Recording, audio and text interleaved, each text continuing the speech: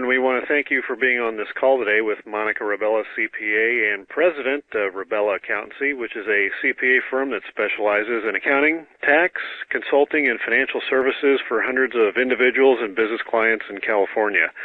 Our topic of the call today is, how do you know if your investment plan is growing at the percentage rate it should be to reach your retirement goal? If you're not a current client of Rebella Accountancy and you have not met her, Monica Rebella is a CPA and has 25 years of accounting and tax expertise, which includes 13 years working with the Big Four, Big Eight firms, and over 12 years experience working with dental practices. She is past president of the Orange County Long Beach chapter of the California Society for CPAs and is a member of the AICPA. She has conducted training sessions for accounting firms as well as lectured on tax and business matters to the California Society of CPAs, UCLA Dental School, and the Orange County Dental Academy. Monica runs her own firm in Tustin, California, providing tax, accounting, consulting, and financial services for individuals and businesses throughout the state. And Monica, I think you're on the line tonight. I hear you in the background. Good afternoon, and welcome to the call. Good afternoon and good evening to everyone. Thank you so much, Jeff. I appreciate the nice intro.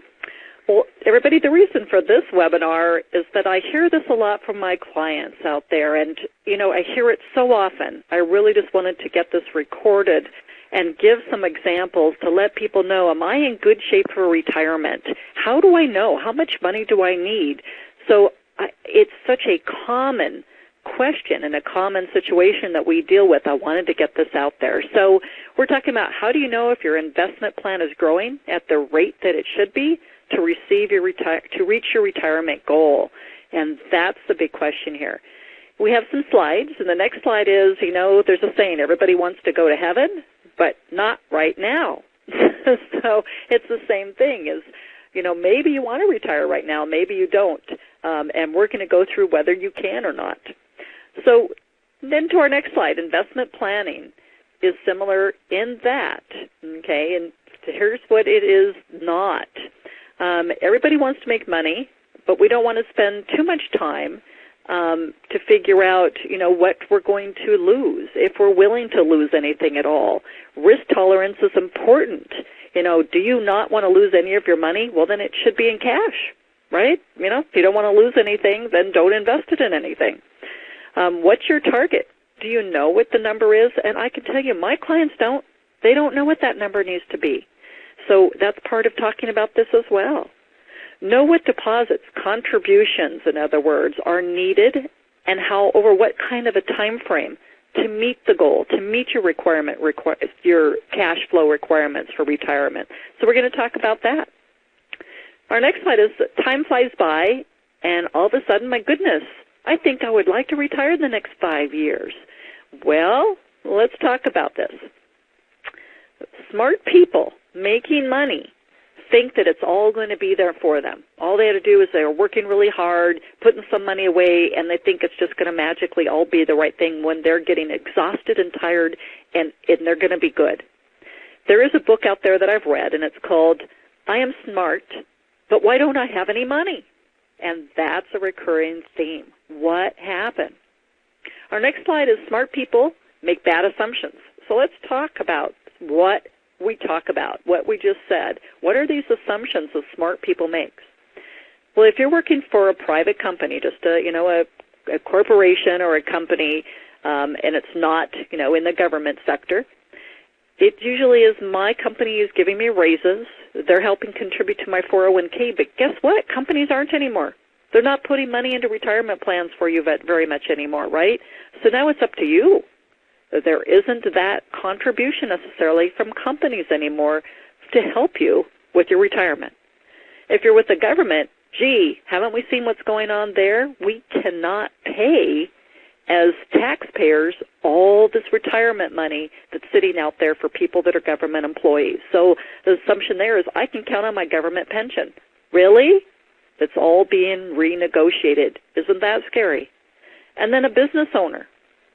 Well, have you done a retirement plan? And if you have you been putting the maximum amount in? And even if you have, is that enough? I've got some people that make some good money, but because they're young, they can't put a lot of it away tax-free. So you got to start looking at, okay, it can't all be a tax deduction. So we need to look at what's being saved and put away that's after-tax dollars, and that is important on top of it. Our next slide is the danger is just one bad or one wrong assumption, okay? And here's what happens. You don't pay attention to it, and all of a sudden when you thought you were 5 years from retiring, you're going to work a lot longer. It tells you that if you're not going to work longer, that your lifestyle is going to have to change in retirement. It's not going to be the retirement you thought it was. The next is that you may have to dig into your retirement plan savings faster than you want to. In other words, you could deplete your money faster if you want to have the same lifestyle, but you didn't save enough. And that's really unsettling, isn't it? Do we know if our retirement money is going to last us forever until we do pass away? And that's exciting. Other things that happen, unexpected situations. You lost your job. You got laid off. Wow. Then you might be dipping into your retirement plan before you wanted to because you don't have a job. That's scary. High cost of education. Boy, that's eating us up. It's getting higher and higher all the time. That dips into our funds that we can put away for retirement. What about mom and dad? What if all of a sudden they have to move back in with you and you're now the caregiver for your mom and dad? So all these things can be things that happen and put you a little off track. And gosh, we're going to need to think about those. So let's talk about some case studies. So we've got the first one here that we're going to go through. And it's going to give us, do we know how much we have? And if what we do know what we have, do we know what that's going to be when we reach retirement? So here's our first scenario. Where are we today? How much money do we have in our accounts today? That's important. Then, how old are you? And how many years are you going to work still until you want to retire? Okay? So let's go through our first scenario, and you'll see that we have a slide that goes through how to determine your net worth. And determining your net worth is important here. You need to figure out what your home is worth, what your savings and investment accounts are, your college funds. You need to put everything here, including furniture and jewelry. And then what do you owe? And the point of really doing this is to come up with what's your discretionary income. Okay, not only your net worth, because everyone likes to figure out what they're worth, but what's your discretionary income. So you have to break it down by months as well to figure out what you can put away. Let's go back to our first scenario here. Again, we're using someone that's age 45 and has 20 years till retirement, 65. Okay? We look at what an average portfolio will do over time, and 5% is very, very conservative. We're not trying to hit the home run there with that, and this is a conservative type of approach. But when we factor in inflation, which will happen over time, especially in the next 20 years, it's really 3% that it's going to grow on an annual basis. Then if someone is 65, we look at how many years they're going to be in retirement. So for this particular person, we're estimating 15. Well, that only takes you to 80. People live a lot longer than that, so this could actually be a much higher number. We are now looking again at a 3% inflation rate of increasing our retirement plans and what our tax rate might be. So we put 35%, and that's in California, with California being at 9% and the rest of it being at the IRS rates. So that's some of our assumptions. So now we estimate your needs. What we ask people is, how much money do you need when you retire? First of all, you should be debt-free. You shouldn't have debt.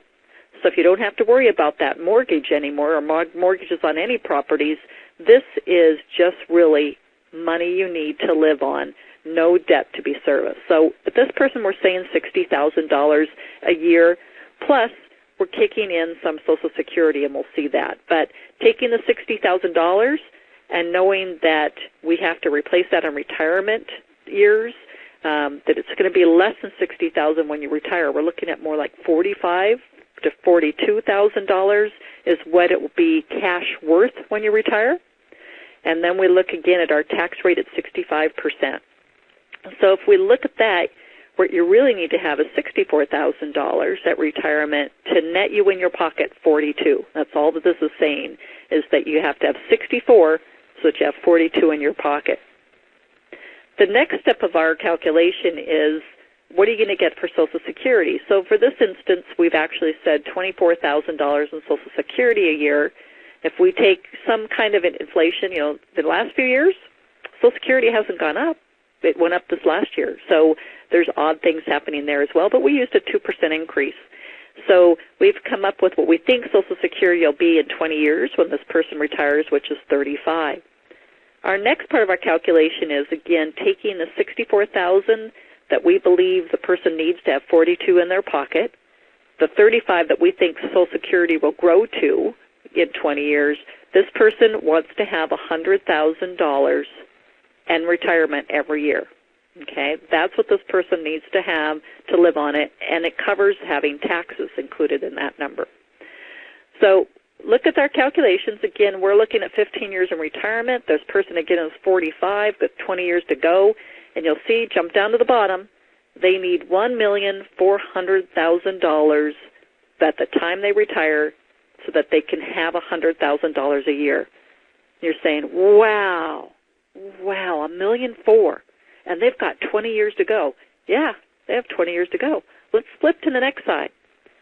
The next slide is what we talked about. What do you have now?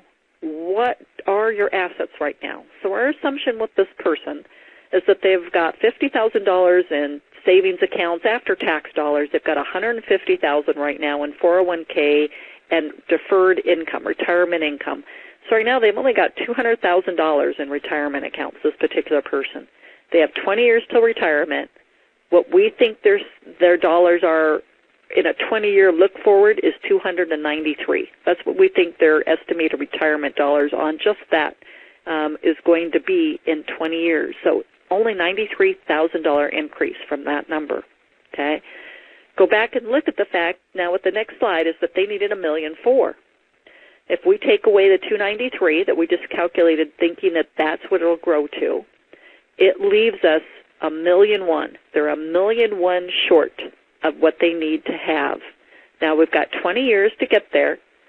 So you'll see at the bottom with the big circle around it. For these people with 20 years to go, it's $2,692 a month they need to put away, or $33,670 a year. Now, if you're doing a 401k, the maximum you can do is $16,500. If you reach 50, you can do 22. So that's a big chunk of this, doing it through payroll. Absolutely make sure you're maximizing your 401k. You've got to do that. But then you can see you need to put away a certain amount every month as well with your after-tax dollars, or we're not going to reach our goals, right? So you can see that. We're going to shift a little bit now, and we're going to go to a second case study. Because you can say, well, I'm older than 45. I don't have 20 years. So this is scary. What does that mean to me? So our second example here, we're going to take someone that's 55 with 10 years till retirement. And honestly, a lot of my clients are in this thing. They're 10 or 7 years away from retirement. So this is a scenario that I run up against a lot, okay? Some people are in better place than others. And I want to stop here. I want to let you know that single people are so far behind this compared to married people. It's incredible. It is now estimated that single people are only 40% ready for retirement. They are so far behind saving retirement, it's amazing. Where married people are 70 to 75% getting on track with their retirement. So if you're single and listening to this, really listen up, because you are not paying attention to your retirement. It tells us in our statistics. So this scenario is age 55 with 10 years till retirement. So let's go to this person. So we are now looking at what this person needs for their retirement. And what we're looking at here is they need $1.3 million. Okay, and you're so, well, wait a minute. The first scenario, the person needed $1.4 million. And that's right, they did. But this individual only has 10 years to retirement, so they have less time that they're actually going to get there, and their money's not going to get to that same level. So they're at $1.3 million, as they have less years that they need to have this money go for, right? They're a little older. So they need $1.3 million. We're going to use the same concept about their savings, $242, and so we subtract, and they're $1.068 million, about $1.070 million short. look at this at the bottom. They need to put away $6,881 every month, or $85,449 every year. Big, isn't it? It's big. However, put it into chunks. Max out that 401k. If you own a business, max that out. By the way, in the other scenario, if you have a business, you could potentially get to $45,000, which would be well in excess of the $33,000 in the first scenario. But in this one, you've got to max out, and if you're a business owner, max it out. Then you've got to make sure you've got a very, very good strategy of how to save monthly. And it goes back to your budget. And if you haven't looked at your budget, please do spend some time to figure out what it costs you monthly and to be disciplined about putting money away. It's very important. Looking at our next slide on rate of returns, what has the stock market done? And boy, are we painfully aware. We had a big downturn in 2008, and if you see here, the market went down 38%.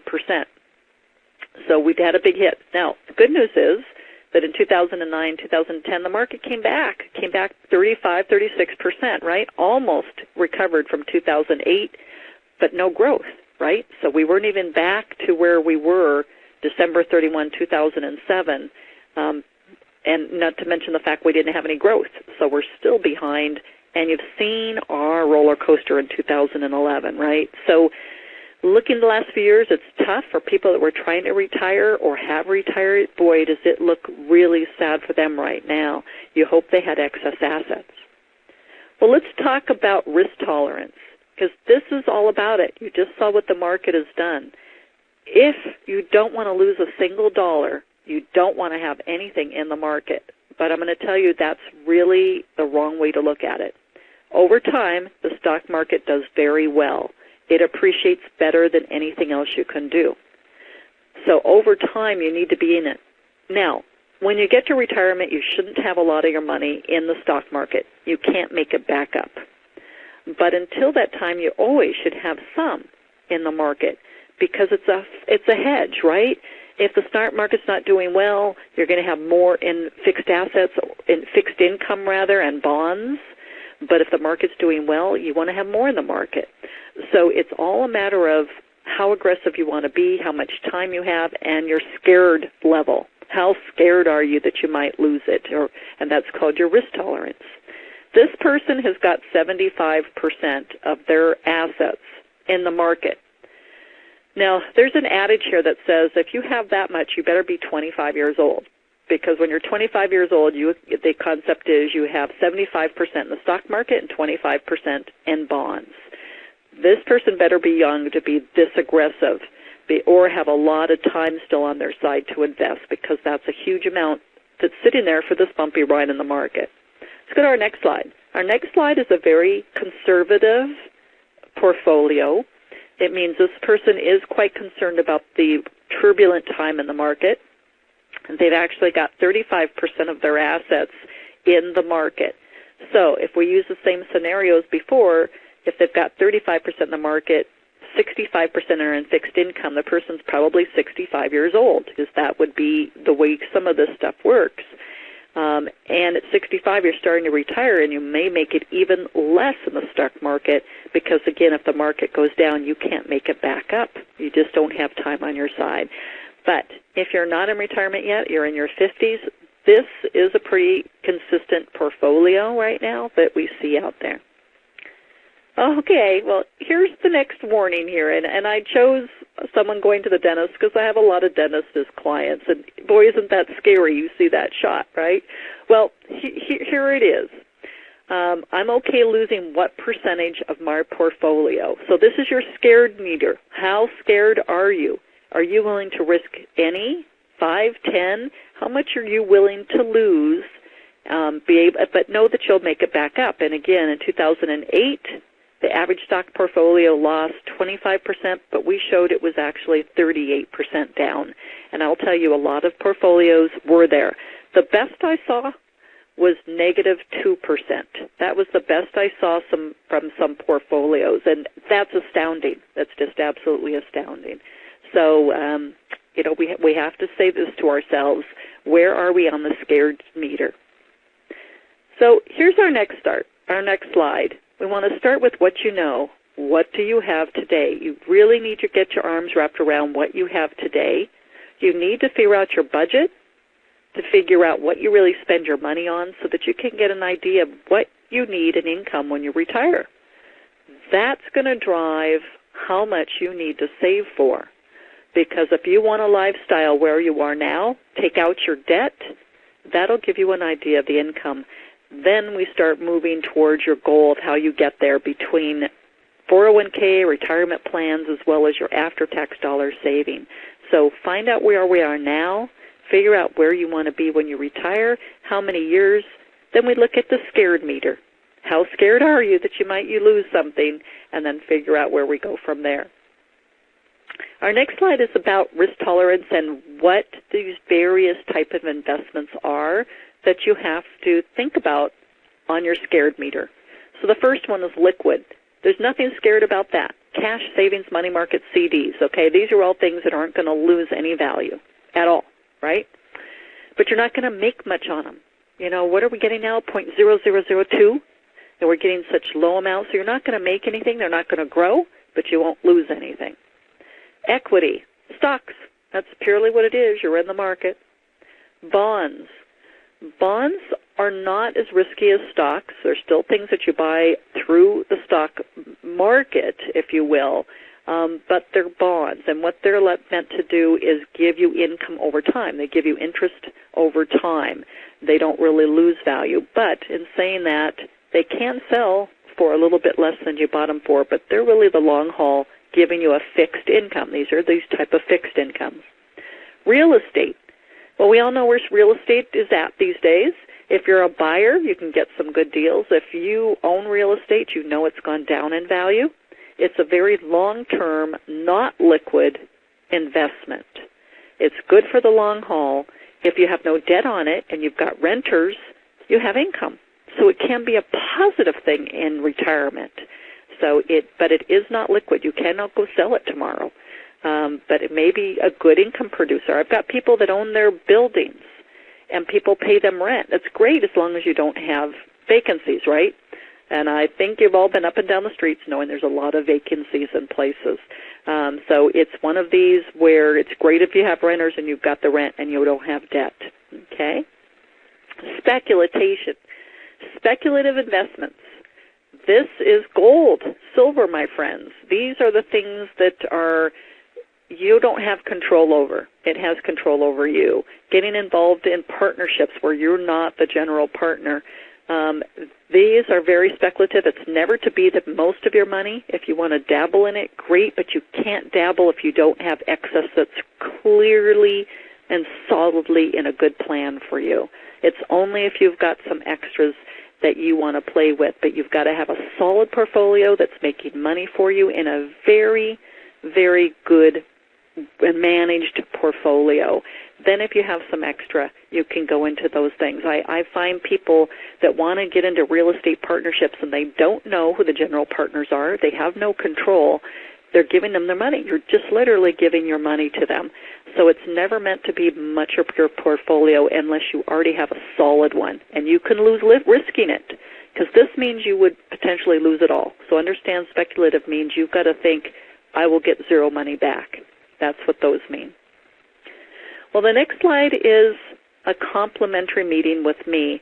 I would love to sit down and go through all of this with you. And I offer an hour complimentary meeting to see where you are, talk about, do you know what your budget is? Do you know what you want to do? Do you know how many years before retirement? And really kind of start developing this with you. I would love to sit down. The other is, how often do you hear from your financial advisor, if at all? You should be hearing from them a couple times a month, especially in crazy, crazy times we're having. So I would look forward to seeing you. I do have some openings available between now and the end of October. If you call and make an appointment, I'd love to see you. So make sure my calendar doesn't get filled up. I would love to have you come and sit down and start chatting to see if you're in the right place. We can run through these calculations together. Jeff, I'm going to turn it back to you. Well, great. Monica, if somebody is interested in sitting with you for either a complimentary meeting or maybe a free portfolio review, go ahead, just in case, and tell them what's the best phone number and I guess email to get a hold of you at. Absolutely. The phone number here at the office, and you can make an appointment on a calendar with my office manager, Tammy, or with Anna, who's in my front office. Our phone number is 714-619-0667. And that would be the best way to call and let them know you heard the webinar and you wanted to get a complimentary review of your portfolio. And I would love to see you. Great. Monica, this has been great information, and again, we want to encourage everybody that's listening, either live or on the replay, to contact Monica at her office or via email for either a free portfolio review or a complimentary just planning meeting where she can sit down and talk with you. Monica, thanks again, and we want to, again, wrap up and just let everybody know that they can contact you between now and the end of October, and you'll be happy to meet with them. Actually, anytime, but I do have space, and I think that, seize the moment and come now. I don't know if I can keep offering the free consultations, so do it. But, even after this time frame, I'd be happy to see you. It's just whether I can continue to do them as a free consultation. So give a call. Let's get together. Thanks so much, Jeff. Thanks. Thank you, Monica. And we want to thank everybody for being on the call today. It was with Monica Rebella, CPA and President of Rebella Accountancy, and the title was, How Do You Know If Your Investment Plan is Growing at the Rate It Should Be to Reach Your Retirement? Monica, thanks again. Take care.